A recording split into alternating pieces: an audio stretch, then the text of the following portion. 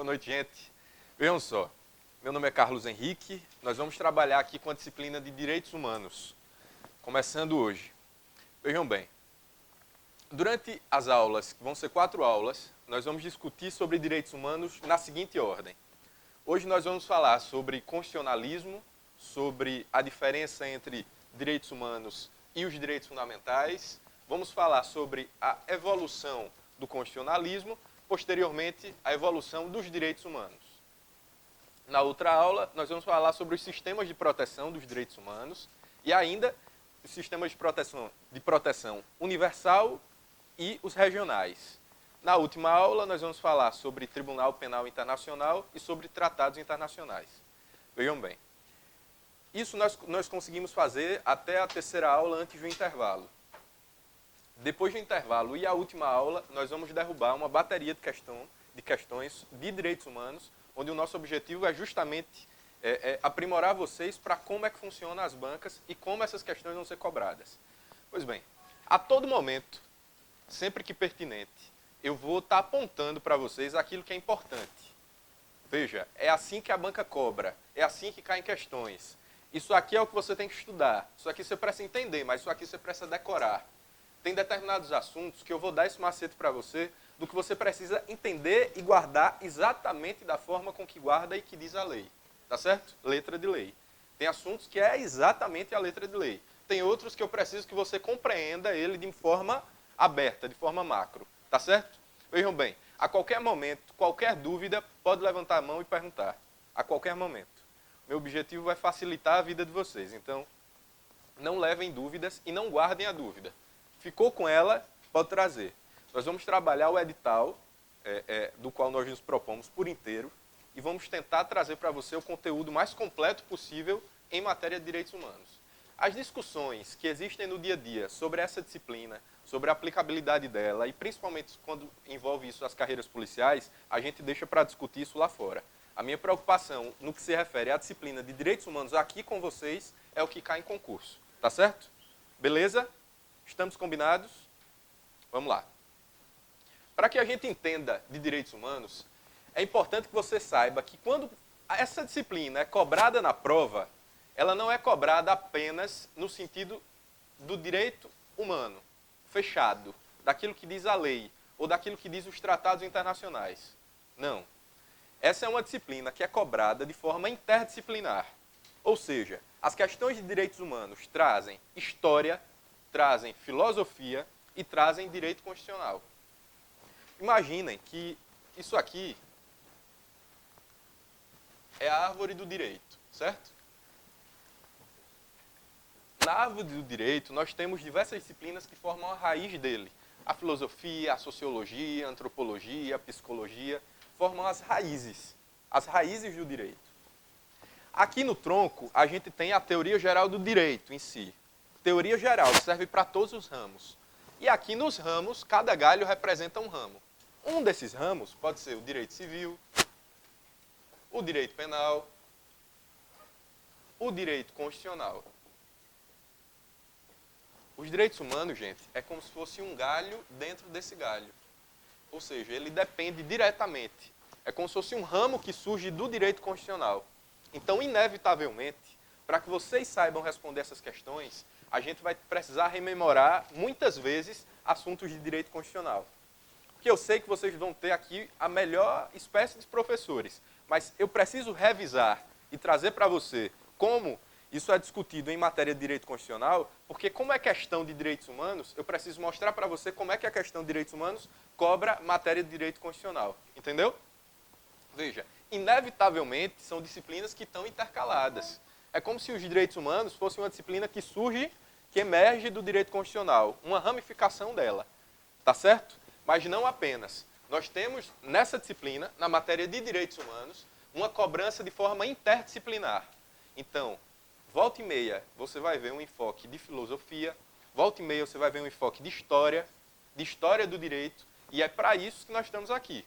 Eu vou preparar vocês para que vocês estejam prontos para enfrentar qualquer questão que traga, inclusive, esses contextos. Seja história, seja filosofia, seja direito constitucional. A nossa aula também Da mesma forma que existe questão interdisciplinar, a nossa aula também vai ser interdisciplinar para que você esteja afiado para responder essas questões. Beleza? Olhem só, a minha metodologia não é de uso de slide. Eu entendo que se eu trouxer um slide aqui, eu vou passar o slide numa rapidez que você, por mais que seja ágil, não vai conseguir guardar com você. A minha preocupação não é assimilar, porque nós vamos ser claros o suficiente para que vocês entendam. A minha preocupação não é essa. A minha preocupação é você ter o seu material de revisão. Essa apostila que vocês recebem é um material adicional, tá certo? Eu quero que vocês seguiem por ela como um adicional às nossas aulas. Uma forma de esquematização adicional, porque o seu material de revisão é o seu caderno. Vejam bem, eu respeito demais o caderno de vocês. Demais. A nossa aula é aula de munheca. É para gastar a munheca. Porque vejam bem, aprovação em concurso não é inteligência. Aprovação em concurso é estratégia. É estratégia. De nada adianta nós estarmos estudando aqui direito constitucional do zero, como nós vamos fazer agora, e vamos entender a primeira parte. Na outra semana vocês vão entender a segunda parte, na outra semana vocês vão entender a terceira parte e a gente vai começar a trabalhar com questões. De nada adianta você aprender isso, demorar um pouco o concurso vir e você não ter um material de revisão bom para você ter que, de novo, começar a estudar tudo do zero. Você precisa ter esquematizado um material de revisão suficiente para que você bata o olho e rememore essas questões. Você vai guardar isso num lugar bom da sua cabeça. Dessa forma, usando a esquematização que você está fazendo com a sua letra, vai facilitar o seu processo de aprendizagem e de fixação. Porque a minha preocupação, vejam bem, é de ensinar para vocês a todo tempo estratégias para que você fixe o assunto. Um edital vem muitos assuntos. É preciso ter estratégia para você conseguir guardar isso em pontos inteligentes da sua memória. Tá certo? E eu acredito que a melhor forma de fazer isso é nós construirmos um caderno juntos. Você esquematizar, veja, eu vou trazer o assunto mastigado, vou trazer o assunto com as cascas de banana, com tudo que você precisa saber. O compromisso que vocês têm que ter comigo é de respeitar o caderno de vocês da mesma forma que eu respeito. De botar aí nesse caderno e veja, sejam frescos nessa hora, bote de cores diferentes. Marquem o que é exceção de uma cor, o que for regra de outra, o que for prazo de outra. Isso é importante na hora de fixar. Eu sempre usei essa técnica. Sempre fiz meus mapas de esquematização com diversas cores. Parecia até um arco-íris às vezes. Mas, para mim, aquilo era extremamente eficiente, porque, pelo menos eu, tenho uma técnica visual. Eu guardo um assunto de forma visual. Então, se eu agora estou dando essa aula, é porque eu guardei esse assunto de forma visual. Eu sei exatamente como é o meu mapa mental dessa aula. Veja, foi feito com a minha letra, não foi no computador, foi a minha letra. Isso ajuda na fixação. Façam isso também. Se você não for visual, se você for auditivo, a dica é, grave você reproduzindo essa aula, grave, se escute. Quem? Lívia. Grave o assunto, escute o que você está falando. Pegue o caderno e comece a explicar para você da forma com que eu estou explicando. E guarde isso. Você vai ver.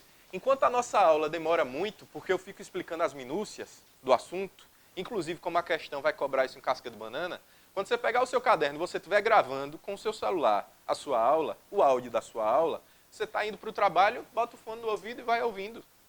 Faça isso com as disciplinas. Quando você vê, você já absorveu por repetição. De tanto repetir, você já absorveu o conteúdo. Tá certo? Vejam bem. Nós estamos lidando, por exemplo, se a gente tratar de carreiras policiais, com aquela questão que aprova ou reprova o aluno. É essa disciplina. Por quê? Porque não é que seja uma disciplina difícil. Não é. Mas é uma disciplina interdisciplinar e, portanto, complexa. Se você quer ser aprovado, aquilo que todo mundo acerta é sua obrigação saber. Como é que você garante sua aprovação? Indo à frente. Estudando e sabendo daquilo que as pessoas erram. Infelizmente, direitos humanos é uma disciplina que as pessoas erram. Por quê? Porque, inevitavelmente, direitos humanos puxa de direito constitucional, puxa de filosofia, puxa de história. Nas carreiras policiais, especificamente, puxa muito de direito penal. E são assuntos que você não estuda no direito penal, você precisa estudar nos direitos humanos. Entendeu? Por ser interdisciplinar e por trazer essa carga de complexidade, eu preciso que vocês sejam extremamente atentos e suguem o que quiser de mim. Perguntem o que você quiser, na hora que você quiser. Tá certo? A gente está aqui à disposição. Mas eu preciso, e veja, eu preciso que vocês se comprometam comigo. Vocês vão preparar o material de revisão. Se não, mais à frente, com certeza vocês vão se arrepender de não terem feito. Certeza. Aproveitem esses momentos. A gente está começando uma disciplina do zero. Tá certo? Beleza? Estamos combinados? Vamos começar. Vejam só. Nós estamos à frente de uma disciplina interessantíssima. A partir do momento que você entende conceitos importantes de direitos humanos, você consegue enfrentar diversas questões de diversos outros direitos, diversos outros ramos do direito. Mas direitos humanos têm uma especialidade porque ele envolve questões humanas, questões inatas, nossas, que cabem a todos nós. A primeira coisa que eu preciso que vocês saibam em matéria de direitos humanos é diferenciar direitos humanos de direitos fundamentais. Isso aqui é questão batida. Hoje, nós chamamos de direitos humanos fundamentais. Ou seja, hoje, inclusive, a gente vincula os dois. Direitos humanos são aqueles direitos garantidos, tutelados no plano internacional, que garantem proteção internacional. Enquanto que os direitos fundamentais são direitos que estão tutelados, garantidos no plano interno. Tem proteção interna. Como é que isso é feito? Isso é feito através de documentos. Se no plano interno nós vamos ter as constituições. Se no plano internacional nós vamos ter tratados e declarações internacionais. Entenderam? Vejam bem. Os direitos humanos estão garantidos no sentido internacional, no plano internacional. Os direitos fundamentais no plano interno. No plano interno, através de constituições, no plano internacional, através de tratados e declarações internacionais. Beleza? Fácil a distinção.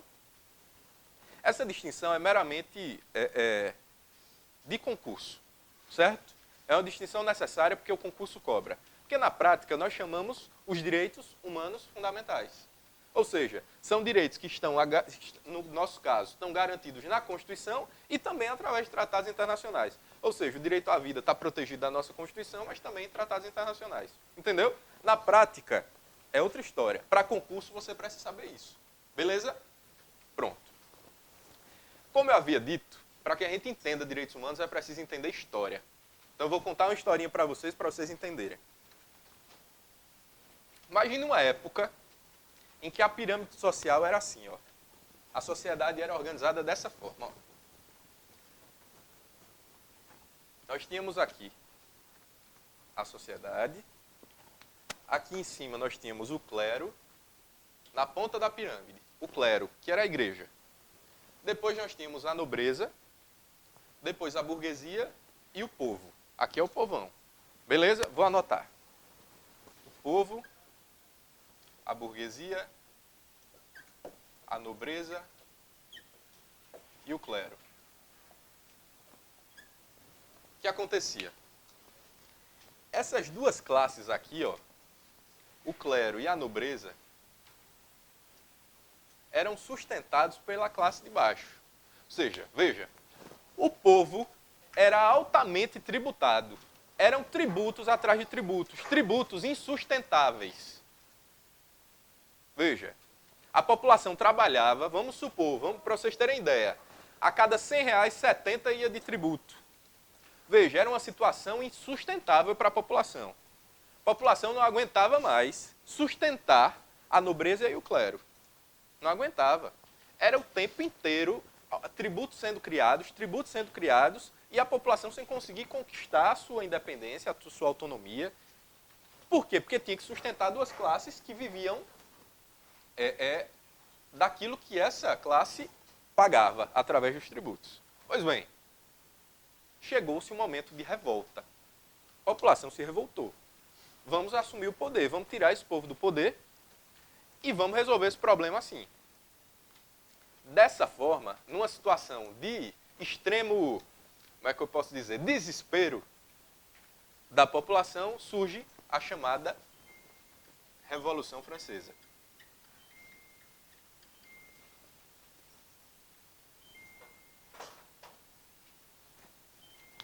A Revolução Francesa, ela surge com um lema. O lema de, anotem, viu? Liberdade, igualdade e fraternidade.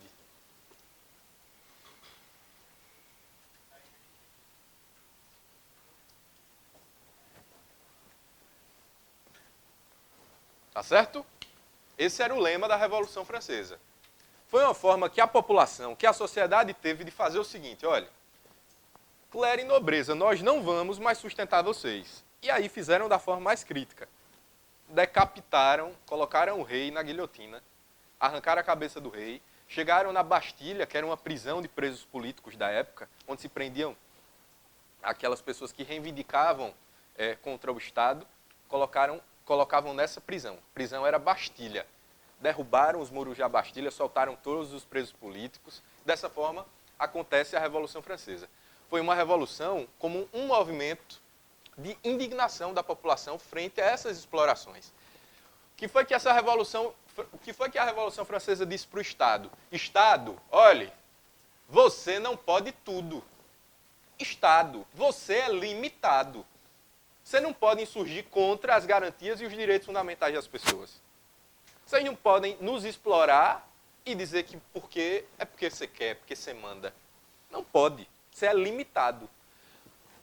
As ideias trazidas pela Revolução Francesa foi no sentido de limitar, pegar uma moldura, criar uma moldura que limita a atuação do Estado. Olha, Estado, você só pode vir até aqui. Daqui você não passa. Daqui você não passa. Daqui você não passa. Daqui você não passa. Veio para limitar, emoldurar a atuação do Estado.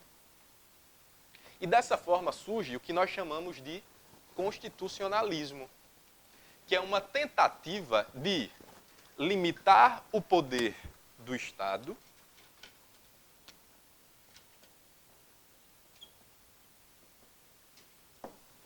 de proteger as garantias e os direitos fundamentais e de assegurar a separação das funções do poder. Então, o que é que visa o constitucionalismo? Limitar o poder do Estado, proteger as garantias e os direitos fundamentais e assegurar a separação das funções do poder. Entenderam? É dizer, Estado, você não pode fazer o que você quiser. Chega em determinado momento que você tem que parar, porque você tem que me respeitar. Respeitar a minha liberdade, respeitar a possibilidade de eu oferir renda, de eu ter lucro no meu negócio. Você não pode querer interferir em tudo. Definir a minha vida como um todo. Garantias e os direitos fundamentais das pessoas. E aqui é que entram os direitos humanos. E, por fim, a separação das funções do poder. Ou seja, como é que você garante que um Estado respeite as garantias e os direitos fundamentais? Como é que você promove uma limitação do poder do Estado? Quando você faz uma tripartição das funções do poder. Dá a ele 3 funções, uma função executiva, uma função legislativa e uma função judiciária. Poder, que seria o executivo, o legislativo e o judiciário. Quando você divide isso, você desconcentra. Imagine, se a pessoa que executa fosse a pessoa que legisla e também a pessoa que julga.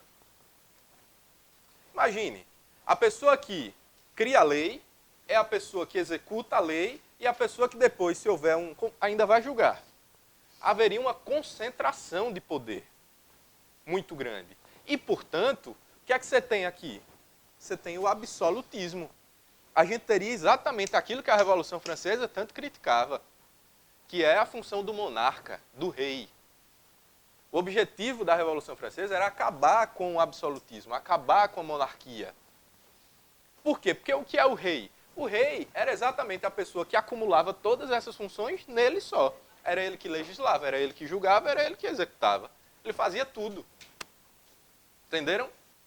O objetivo da tripartição das funções de poder, da separação das funções do poder, é justamente fazer essa descentralização. Porque quando você descentraliza, você garante maior liberdade. Entendeu? Deu para entender? Então vamos lá.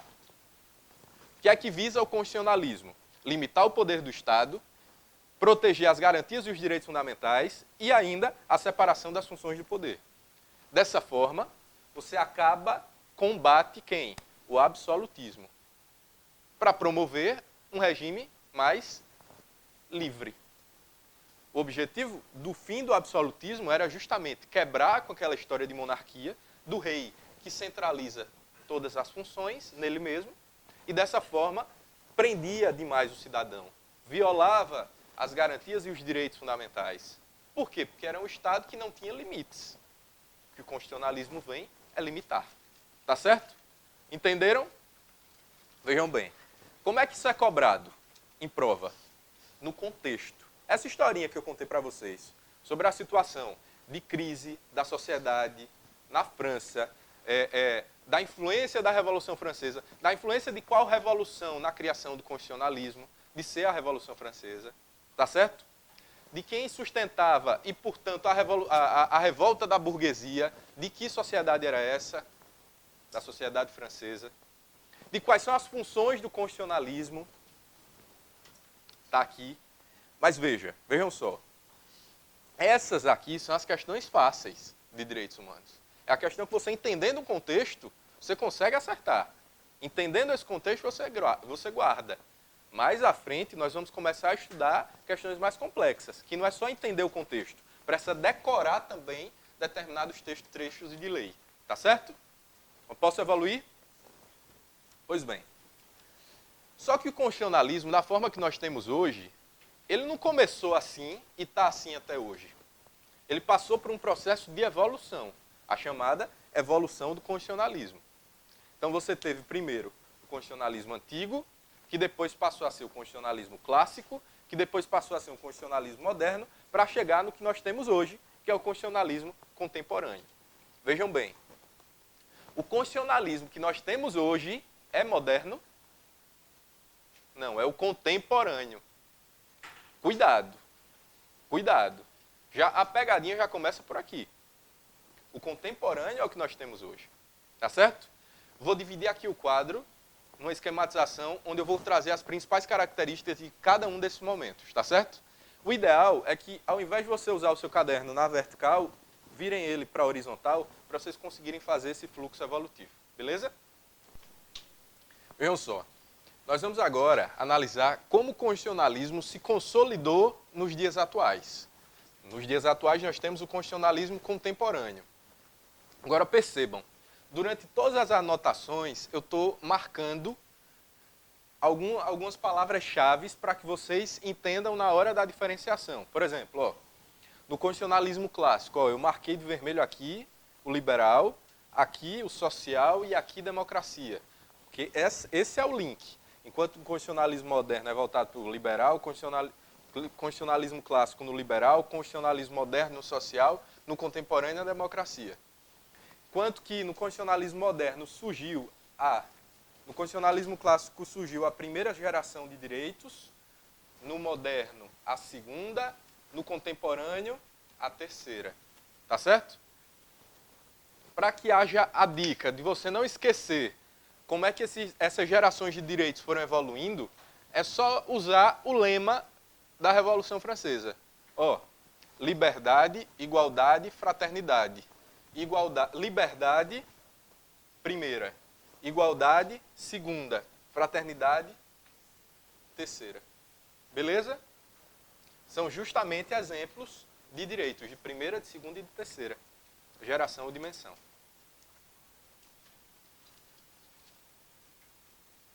Vamos lá? Vamos começar do começo. Não se preocupem, não. Qualquer dúvida que vocês tiverem, perguntem. Tá certo? Vamos fazer o seguinte. À medida que eu for evoluindo, você vai anotando, para não perder o raciocínio. Porque senão, se vocês não escutarem do começo anotando o final, não vai adiantar nada. Porque não vai entender. Tá certo? Vamos lá. Começando pelo constitucionalismo antigo. Constitucionalismo antigo, por óbvio, tem representações na antiguidade. Os melhores exemplos que nós temos desse constitucionalismo está no Estado hebreu, na Grécia e Roma Antiga. A pauta principal desse constitucionalismo antigo eram os costumes. Então, eles tinham constituições consuetudinárias. O que é isso? São constituições pautadas nos costumes. Tá certo? Nos hábitos da sociedade. E, por fim, forte influência da religião. Por exemplo, no Estado hebreu, havia uma influência permanente da religião. Tanto é que aí surgiram, por exemplo, os mandamentos. Né? Os mandamentos surgem exatamente nesse momento. Né? Pois bem, seguindo. Constitucionalismo clássico. No constitucionalismo clássico, a pauta é liberal. Nós tivemos as revoluções liberais e, através dessas revoluções liberais, surge o constitucionalismo clássico. O marco de tempo deles, século XVIII até a Primeira Guerra. Entre o século XVIII e a Primeira Guerra. Veja, isso aqui, gente, quando você, concurseiro, lê, você já aguarda num lugar bonitinho aí da sua memória, porque é um efeméride. O que é efeméride? É uma data marcante. Veja bem, surgimento das primeiras constituições escritas. Isso aqui é cara de questão. Em qual momento do constitucionalismo surgiram as primeiras constituições escritas? No constitucionalismo clássico. Surgimento das primeiras constituições escritas. Aqui nós temos as melhores representações, Estados Unidos e França. Ou seja, a Revolução Francesa e a Revolução das chamadas 13 colônias, que hoje formam os Estados Unidos. Na Revolução Francesa, o que era que acontecia? Foi uma revolução interna, né? Aquela historinha que a gente contou. O povo, revoltado com a carga tributária incessante, resolveu tirar do poder aquela galera que estava explorando eles para assumirem o poder. Pois bem, nos Estados Unidos foi diferente. Nos Estados Unidos, as 13 colônias, na época, eram colônias de povoamento, mas ligadas à Inglaterra. E aí a Inglaterra era o tempo inteiro com novos tributos. Chegou um momento que a população se revoltou. Vamos acabar com essa vinculação com a Inglaterra e vamos declarar nossa independência. Seguindo, nesse momento, acontece o surgimento dos direitos de primeira geração ou dimensão. É o seguinte, gente. Os autores mais tradicionais sempre usavam o nome geração. E aí veio uma leva de professores que começou a criticar esse termo.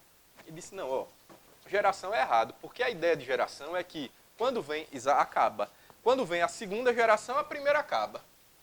Ou seja, tem a finitude de uma para dar início à outra. Então eles deram, vamos suspender esse nome e vamos colocar a dimensão. Aí o que foi que aconteceu? Meio que todos os outros autores aderiram à ideia. Só que o concurso de vocês podem trazer tanto dimensão quanto geração. Então é importante que vocês saibam. No constitucionalismo clássico surgem os direitos de primeira geração ou de primeira dimensão. Tá certo? Pode vir tanto com um nome quanto no outro. As bancas são meio bipolar quanto a isso. Às vezes, numa mesma prova, ela usa dimensão numa questão e na outra usa geração. Tá certo? Não dá para a gente prever. Então, fiquem cientes disso. E ainda, o surgimento do Estado de Direito. Tá certo? O Estado de Direito. Vejam. Olha a diferenciação. Lembra da história que eu falei para vocês, que a gente vai usar técnicas de fixação a partir das cores? Vejam. No clássico é liberal. No clássico nós temos o Estado de Direito e os direitos de primeira dimensão. Tá certo? No moderno nós temos o social, o Estado social e direitos de segunda geração ou dimensão. Certo? No constitucionalismo contemporâneo, nós temos a democracia, o Estado democrático de direito, também chamado de Estado constitucional de direitos, e direitos de terceira geração ou dimensão. Tá certo? Vejam, essa tabela com essa diferenciação é importante para vocês, porque é assim que a questão vai cobrar. Ela vai tentar confundir vocês com em qual momento isso aconteceu. Tá certo? Por isso que é importante você diferenciar. Então, ao invés de você ficar lendo isso num texto corrido da sua apostila ou de outros livros, esquematize isso no seu caderno, que aí você vai conseguir visualizar para revisar melhor. Beleza? Pois lá, vamos lá. Constitucionalismo moderno. A pauta do constitucionalismo moderno é uma pauta social, enquanto que aqui é liberal, ou seja, pautado em direitos de liberdade. Você tem uma pauta, veja, são direitos negativos. Ó, isso aqui, tá vendo menos? Direitos negativos. Enquanto que no constitucionalismo moderno, nós temos direitos positivos. O que é isso? O direito à liberdade é um direito negativo. É você dizer, Estado, não faça nada. Eu sou livre. Diga, é você dizer para o Estado para ele se abster, para ele não fazer alguma coisa. Por isso que é negativo, não fazer. No positivo, é porque o Estado precisa ofertar, o Estado precisa dar aquilo. A igualdade, por exemplo. Então, o direito à educação é um direito positivo ou negativo? Positivo, o Estado precisa prestar a educação. Né? Direito à liberdade. A liberdade é um direito negativo. É o Estado, você precisa dizer, Estado, eu sou livre, não venha. Deu para entender a diferença? Então, constitucionalismo clássico, direitos voltados à liberdade, negativo. Enquanto que no constitucionalismo moderno, igualdade, positivo. São direitos de segunda geração, ou segunda dimensão.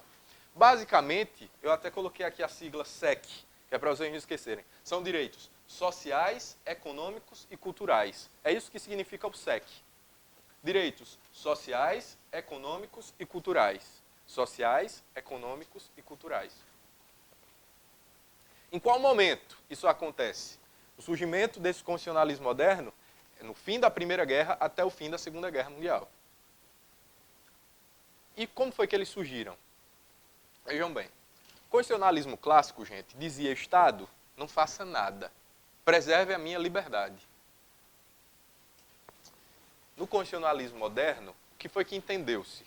Que o Estado não fazer nada, que o Estado não propor nenhuma política pública, que o Estado não tentar transformar uma sociedade numa sociedade igual,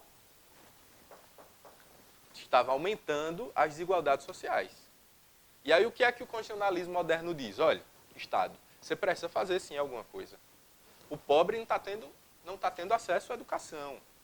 Você precisa ofertar essa educação. Não só pode estudar quem tem dinheiro. O pobre não está tendo acesso à saúde. Então, você não pode simplesmente se abster disso e achar que tem que ficar lá no seu espaço de não me meto, deixe que eles se virem.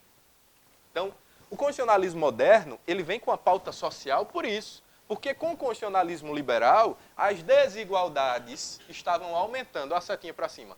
Com as desigualdades aumentando, havia uma crise naquele Estado liberal. E havia a necessidade do Estado começar a interferir na vida da população. Se mover, se mexer, da educação, da saúde, para as pessoas poderem viver melhor. Dessa forma surge o constitucionalismo moderno. E dessa forma surge o Estado social. Então, o Estado social no constitucionalismo moderno. Beleza? E aqui estão a segunda geração, ou segunda dimensão dos direitos. Compreendido? Beleza? Por fim, gente, nos dias atuais, nós estamos no constitucionalismo contemporâneo.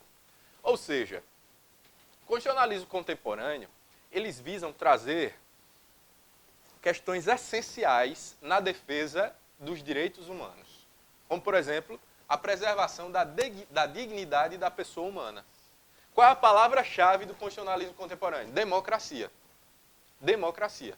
Aqui é liberal, aqui é social, no constitucionalismo contemporâneo é a democracia. Qual o tempo? Qual o marco? A partir do fim da Segunda Guerra Mundial até os dias atuais.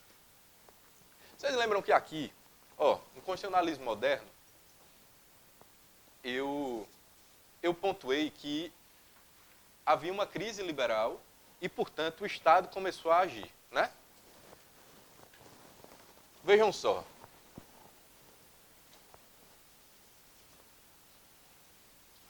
No constitucionalismo clássico, surgiram as chamadas revoluções liberais, como, por exemplo, a Revolução Industrial. A Revolução Industrial foi algo, como o próprio nome diz, que revolucionou a história da humanidade.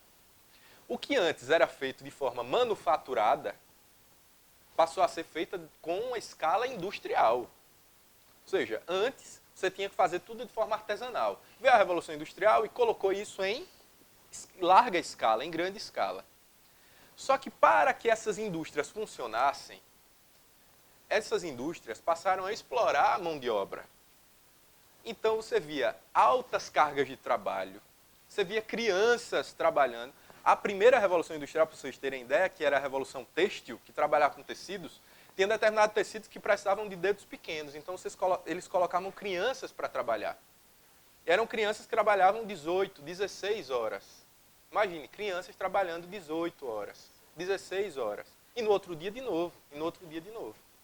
Então veja, o Estado estava liberando tudo, era um Estado liberal, era um Estado que não se metia.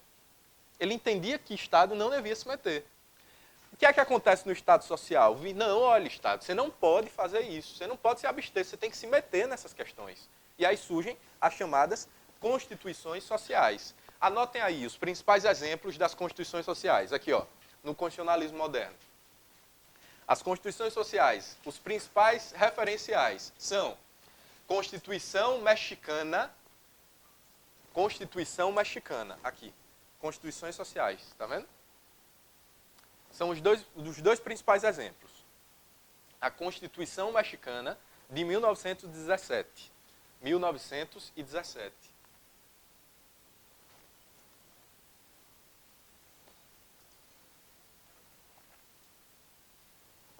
E a Constituição Alemã de 1919.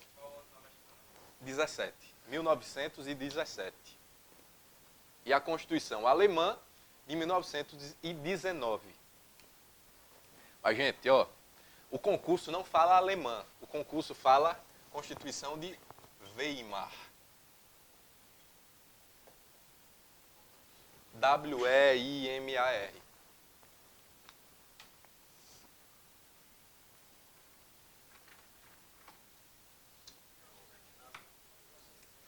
Em 1919, isso.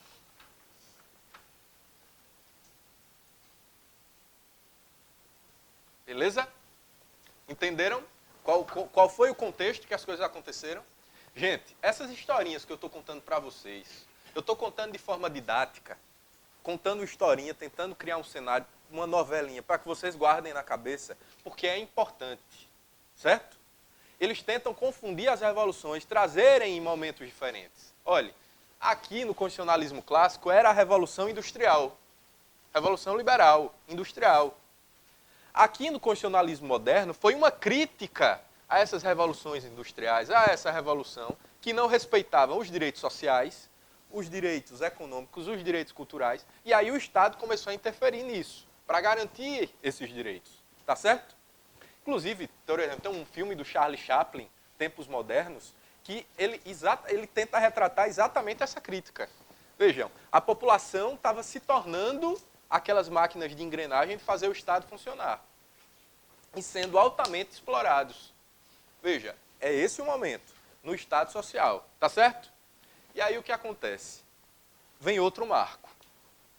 A sociedade, o mundo, passou por um momento onde a hipocrisia chegou a ser tão grande que o Estado se permitia matar as pessoas pelo fato de serem de uma condição diferente daquilo que eles acreditavam que deveria ser.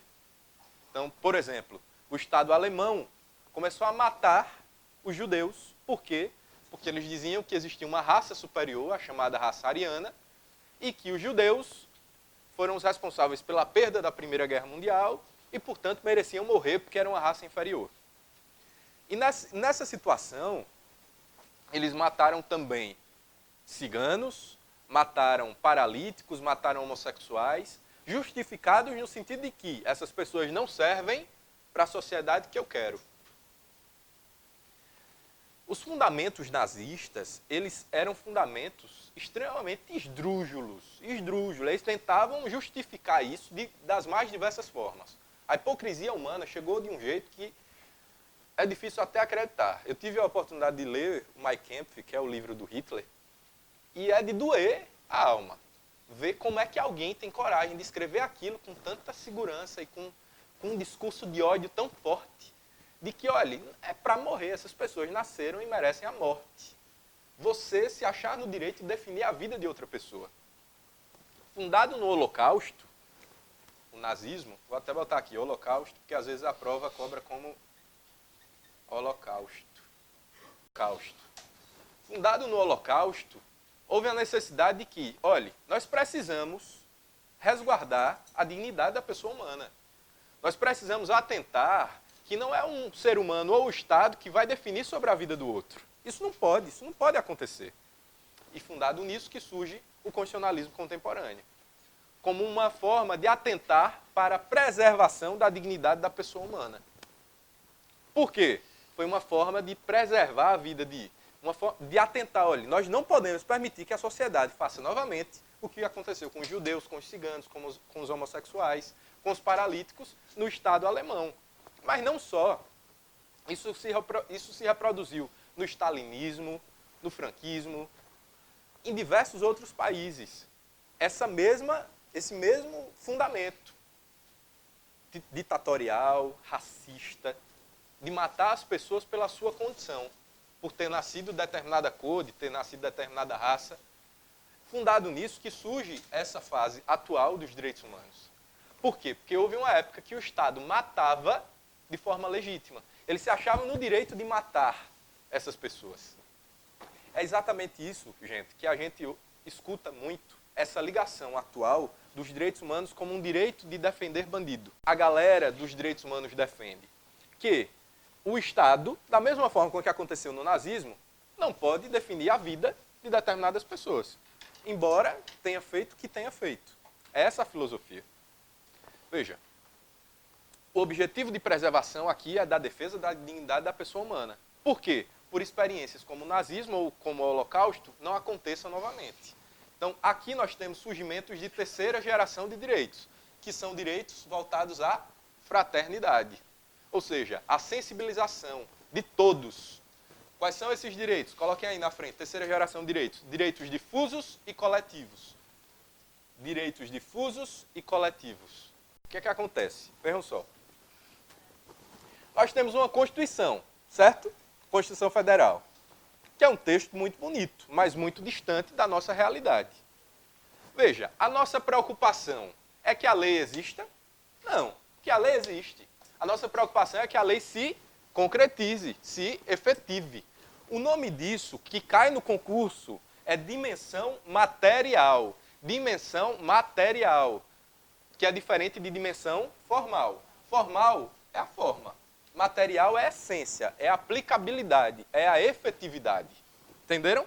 Então veja, no constitucionalismo contemporâneo, a preocupação é com a dimensão material, com a efetividade dos direitos. Tá certo?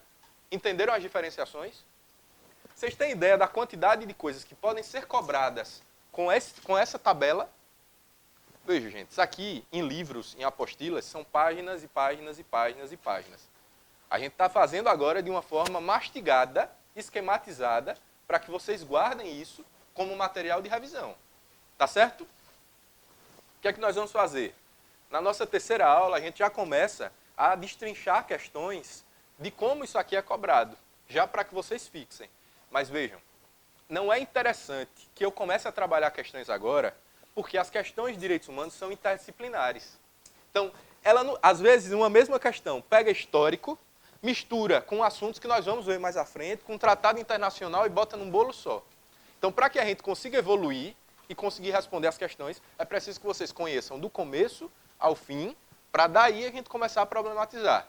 Eu acredito que dessa forma fica muito mais didático, para você aprender de fato. Olhem só, todo mundo faz esse bicho de 7 cabeças com a matéria de direitos humanos. Até agora foi difícil? Não, não é. Certo, é um conteúdo extenso? É um conteúdo extenso. Mas se você esquematizar, atentar para as pegadinhas que eu estou atentando, não vai ter erro, não vai ter como errar. Tá certo? Conseguiram acompanhar a evolução?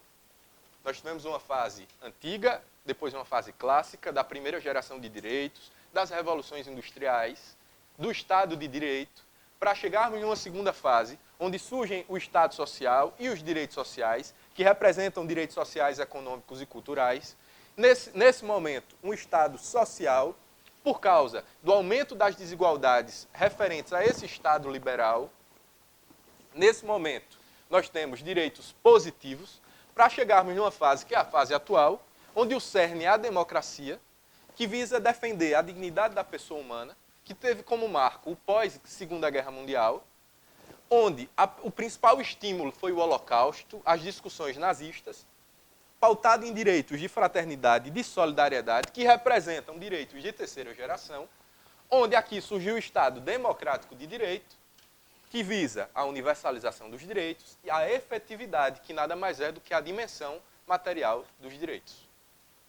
Resumindo, a grosso modo, foi isso que a gente apresentou aqui.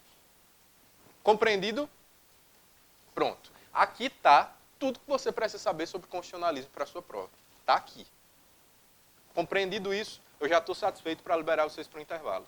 Quando a gente voltar, a gente vai continuar trabalhando agora com direitos humanos especificamente.